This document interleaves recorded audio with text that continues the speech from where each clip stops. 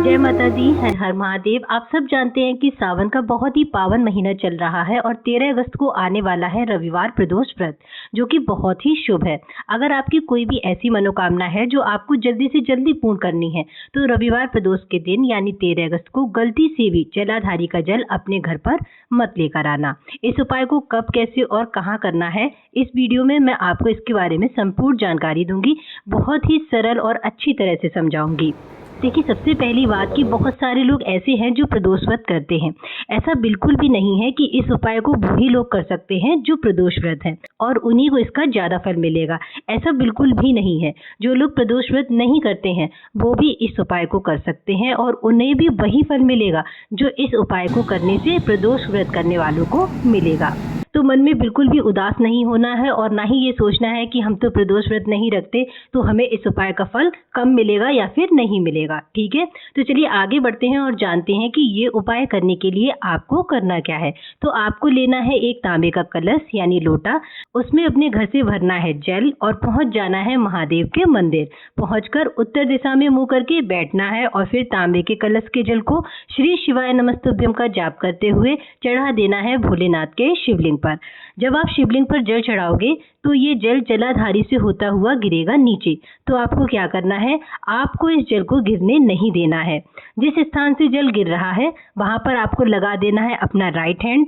आपके जीवन में जो भी संकट हैं, जो भी परेशानियां हैं, वो ये उपाय करने से खत्म हो जाएंगी। जल को अपने सीधे हाथ से रोकते हुए आपकी जो भी मनोकामना है, जो भी इच्छा है, उसको शिव जी को देखते हुए बोलना है। जब आप अपनी मनोकामना बाबा भोलेनाथ को बता दें, उसके बाद आप अपने राइट हैंड को उस जगह से हटा लेना और जल को नीचे गिर जाने देना। याद रखना, इस जल को अपने घर लेकर नहीं आना है। इस जल को अपने दोनों हाथों से आंखों पर लगा देना। जो भी आपके कष्ट हैं, जो भी परेशानियां हैं, जिन भी संकटों से आप घिरे हुए हैं, देखना वो सब आपसे किनारा कर जाएंगे। देखिए, अगर आप जलाधारी का जल अपने घर लेकर आना चाहते हैं तो लेकर आ सकते हैं, लेकिन इस उपाय को जब आप कर रहे हैं तो इस उपाय के दौरान जो जल जलाधारी से गिर रहा है ना, उस जल को अपने घर लेकर नहीं आना है। समझ में आ गई ना बात। उपाय के लिए जो जल आपने शिवलिंग पर चढ़ाया है, वो जल जब जलाधारी से गिर रहा है तो उस जल को घर लेकर नहीं आना है, क्योंकि उस जल को आपने अपने हाथ से रोककर आपके हाथ की जो खराब रेखाएं हैं, दुर्भाग्य हैं, उस जल के साथ छोड़ दिया है। इसलिए उस जल को घर नहीं लाना है। अगर आपको जल घर ले जाना है तो आप दोबारा से शिवलिंग पर जल अर्पित करना और उस जल को अपने घर लेकर आ जाना, लेकिन उपाय वाला जो जल है उसको घर मत लाना। तो प्रदोष पर आपको जो पहला उपाय करना है वो तो हो गया पूरा। अब बात करेंगे दूसरे उपाय की। देखिए, अगर आपका कोई काम बार बार अटक रहा है, आप जब भी उस काम के लिए जाते हैं तो वो काम बन नहीं पाता है, या फिर आप जो भी मनोकामना भोले बाबा को बता रहे हो वो बिल्कुल भी नहीं सुन रहे हैं, तो आपको ये उपाय करना है। क्या करना है आपको लेना है 5 बेलपत्र, जो कहीं से भी कटी या फटी ना हो, और लेने हैं 2 लोटे। देखिए, ये 2 लोटे आप कैसे भी ले सकते हैं, तांबे के, पीतल के, चांदी के, जो भी हो, कुछ भी ले सकते हैं। ठीक है, फिर आपको इन दोनों पात्रों या फिर लोटों में अपने घर से भरना है जल और पहुंच जाना है महादेव के मंदिर। शिवलिंग के पास उत्तर दिशा में फेस करके बैठना है और फिर जो 5 बेलपत्र लेकर गए हो ना, उन्हीं बेलपत्र को एक एक करके श्री शिवाय नमस्तुभ्यम का जाप करते हुए शिवलिंग पर चढ़ाना है। ध्यान रखना, बेलपत्र की डंडी को माता अशोक सुंदरी की तरफ रखना है और जो पत्तियां हैं वो होनी चाहिए आपकी तरफ। 5 बेलपत्र चढ़ाने के बाद आप 2 पात्र में जो जल लेकर गए हो, उस जल को दोनों हाथों से एक साथ शिवलिंग पर इन 5 बेलपत्रों के ऊपर चढ़ाना है। जब आप जल चढ़ाओगे तो आपको एकांशी महादेव का नाम लेते हुए ये जल चढ़ाना है। जो भी व्यक्ति इस प्रकार 5 बेलपत्र चढ़ाकर फिर शिवलिंग पर दोनों हाथों से जल अपनी मनोकामना बोलते हुए प्रदोष के दिन चढ़ाता है, उसकी सारी मनोकामनाएं पूर्ण हो जाती हैं। ये उपाय आप किसी भी समय यानी सुबह या फिर शाम को कर सकते हैं। तो ये हो गए प्रदोष को किए जाने वाले 2 अचूक उपाय। अब बात करेंगे तीसरे उपाय की, जो कि बहुत ही ज़्यादा इफेक्टिव है धन संपदा प्राप्त करने के लिए। उससे पहले अगर जानकारी अच्छी लग रही हो तो वीडियो को लाइक कर देना, और जो लोग पहली बार इस चैनल पर आए हैं और मेरी आवाज़ पहली बार सुन रहे हैं वो चैनल को सब्सक्राइब जरूर कर देना। चलिए आगे बढ़ते हैं और बात करते हैं धन संपदा बढ़ाने वाले प्रदोष के तीसरे उपाय की। देखिए, जो प्रदोष का दिन है, इस दिन महादेव धरती पर माता पार्वती के साथ भ्रमण करते हैं और कहीं न कहीं जरूर विराजमान होते हैं। रविवार का प्रदोष व्रत जब भी पड़ता है तो महादेव बेलपत्र के पेड़ के नीचे निवास करते हैं, और बेलपत्र के पेड़ के नीचे माँ लक्ष्मी का वास तो होता ही है। तो रविवार प्रदोष के दिन लंबी बाती वाला घी का एक दीपक बेलपत्र के पेड़ के नीचे लगाना है, लेकिन याद रखना कि दीपक को डायरेक्ट जमीन पर नहीं रखना है, थोड़े से चावल रखकर उसके ऊपर ही दीपक को रखना है। ठीक है।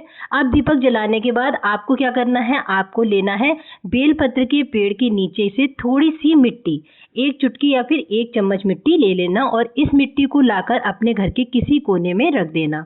ये उपाय करने से आपके घर में कभी भी धन संपदा की कमी नहीं होगी, हमेशा आपके घर में माँ लक्ष्मी का वास बना रहेगा।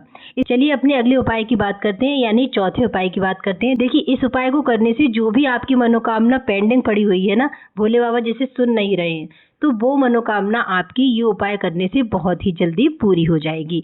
इस उपाय को करने के लिए आपको क्या चाहिए, आपको चाहिए 5 बेलपत्र, 1 शमी पत्र, 7 चावल के दाने यानी अक्षत, वो चावल के दाने जो खंडित ना हो, और 1 तांबे का लोटा। करना क्या है, आपको भरना है तांबे के लोटे में जल अपने घर से ही भरना है, ये याद रखना। फिर इस जल में आपको ये 5 बेलपत्र, 1 शमी पत्र और जो 7 चावल के दाने हैं वो डाल देने हैं। इस कलश को यानी तांबे के लोटे को उठाने से पहले आपको एक दिया लंबी बाती वाला लगाना है अपने घर के मेन गेट पर। जब आप मेन गेट पे दिया लगा दोगे, फिर उसके बाद आपको उठाना है अपना जल वाला कलश और बिना चप्पल पहने यानी नंगे पांव चले जाना है शिव जी के मंदिर। देखिए, आपको बता दूं कि नंगे पांव मंदिर जाने से होता क्या है। आपने अक्सर देखा होगा कि लोग कहीं भी मंदिर जाते हैं या दर्शन करने जाते हैं, परिक्रमा लगाते हैं या फिर चढ़ाई करते हैं किसी मंदिर में, तो नंगे पांव ही करते हैं। क्यों करते हैं ऐसा, मैं बताती हूँ आपको। देखिए, जब हम नंगे पांव मंदिर जाते हैं या कोई भी धार्मिक यात्रा नंगे पांव करते हैं, तो होता क्या है, जो हमारे घर की और हमारे शरीर की नेगेटिव एनर्जी होती है वो जलकर भस्म हो जाती है। इसलिए नंगे पैर मंदिर जाने का विशेष महत्व होता है। ठीक है ना, आ गई बात समझ में। नंगे पैर पहुंच जाना बाबा भोलेनाथ के दरबार, और शिवलिंग के पास उत्तर दिशा में मुंह रखकर कलश का जल शिवलिंग पर श्री शिवाय नमस्तुभ्यम या फिर ओम नमः शिवाय का जाप करते हुए चढ़ा देना, और अपनी मनोकामना भी बोलनी है।